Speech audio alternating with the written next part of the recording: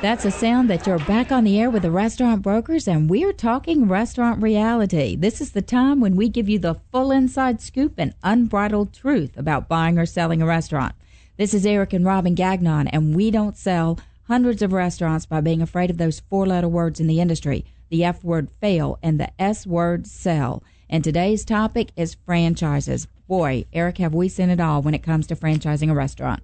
I hope you recorded this show or go back on iTunes to listen to it again. There was so much information by Kay Ansley and Bill Hasty, an attorney and a franchise consultant, that you need to reach out to these folks and you need to learn and educate yourself. Once again, I know many shows, we keep telling you the same thing, but if you're thinking about franchising your restaurant or you want to get more about franchising, or if you want to buy a franchise, you need to educate yourself and seek out the advice of professional people, Rob. I mean, how much information did these guys give us in less than 40 minutes compared to what you can get on your own online or something like that? You know, we have people that come to us after they buy a restaurant or they're ready to sell their restaurant, and they say, Robin, Eric, I read your book, and oh, I wish I'd read it before I bought the restaurant.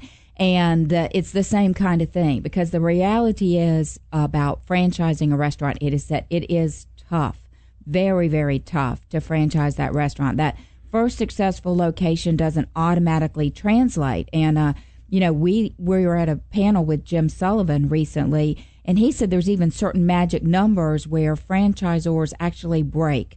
Their processes break down. They just can't seem to get bigger. And we have personal experience with a franchisor like that, and we're not going to disclose the name, but we're just going to talk in general about a group that we watched for about 5 years. Great restaurant, great concept, great food, just a failure to launch and hit the big time. Yeah, Bill said, this is a very good example. Bill said something that, and Kay said that also, that it's very different to be a good operator to become a franchisor. And Robin and I, as restaurant brokers, know that being a franchisor was very different than being an excellent restaurant broker. And a lot of restaurateurs are very good at running 1, 2, or 3 locations. But being a franchisor is now supporting people in a business setting. That's a very, very different skill set. If you don't have it, it's okay. You can still franchise. Bring the right people around you to make sure that the franchise is a success. Because if you think that you have this great recipe and this great passion, but you don't know how to teach it to others, and they fail, you're going to have a nightmare. So you have to have the right team around you to make sure that your franchisee will be successful. Because, Robin, they become your sales team, don't they? That's true. And they absolutely cannot be your guinea pig. You cannot get somebody else to put their money in the system and say, okay, now you try it. I've done it in Midtown Atlanta, and it's been remarkably successful. Now, you, Mr. Potential Franchisee, I know you love my food. You've seen it in Midtown. So come and pay me big money, $40,000, $50,000, and go replicate that in Cumming, Georgia. It's a different set of demographics. It's a totally different marketplace. The traffic patterns are different. The number of office workers, the amount of alcohol consumed, everything about that is different. So your franchise won't be plug and play. And that's what we saw in this one instance, is that they came outside of the mold where they were very, very successful and started putting in other units, and these units would fail. Within a year's time, they were saying to us, can you sell it? Can you sell it? Yeah, and if you want to franchise your concept, again, if you're just saying, hey, I'm a great operator, I'm just tired of making pizzas, and I just want to get mailbox money, quote unquote, just charging people for your ideas or your recipes, that is not the right focus why you should franchise. And that's why you need to go and talk to somebody about what is your motivation about franchising. It's very important to have the passion, to have the system, and to have a focus on why you're franchising. We can share a personal story. Robin and I franchised the company after 10 years in business. Not because we were tired of brokering restaurants. We loved doing that because we had more demand than the capacity we had. So we figured out a way how we can put these products together and educate and teach to others how to do what we do to help the demand out there. So that was the right reason. When we went and talked to people, we did talk to people, and they said yes. Right, Robin? That's true. And, we couldn't get our guests nailed down on this point, but you and I talked about it. Franchising is not an inexpensive measure. In fact, I would say the reverse. It's very expensive to franchise.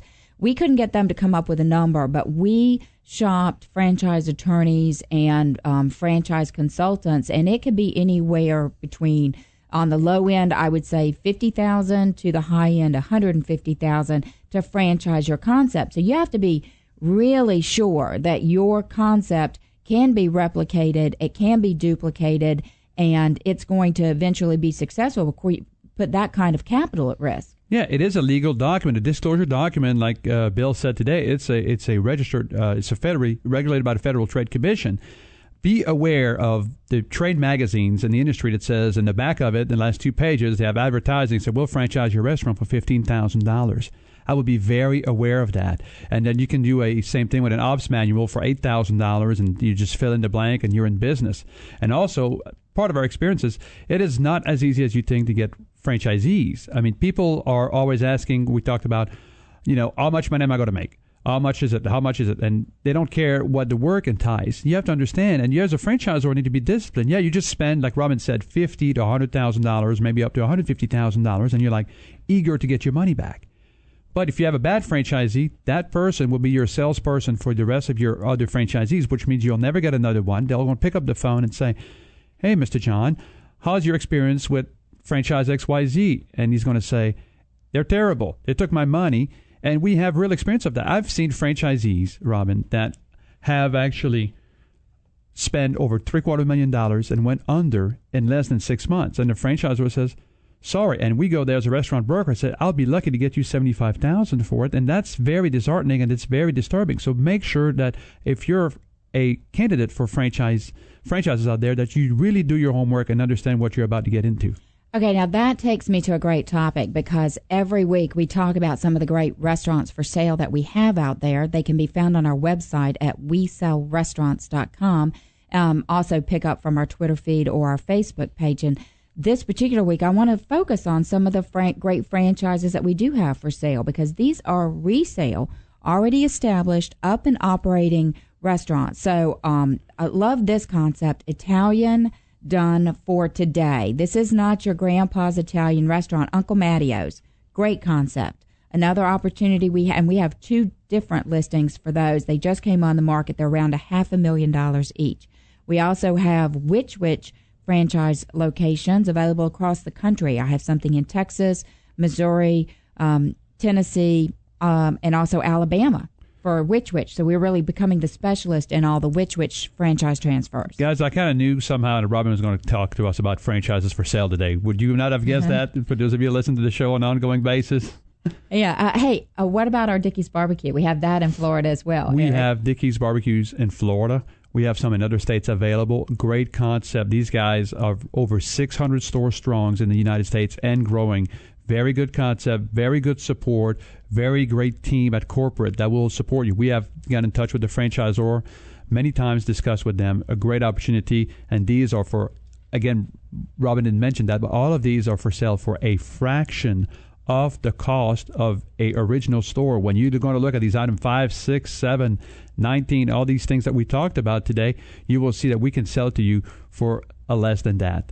Okay, so remember, all of our listings can be found online at We Sell Restaurants. That's all the time we have for the Restaurant Brokers this week. But take a moment and like us on Facebook at facebook.com/We Sell Restaurants, and follow us on Twitter at Sell Restaurants. This is Eric and Robin Gagnon, and we are the Restaurant Brokers.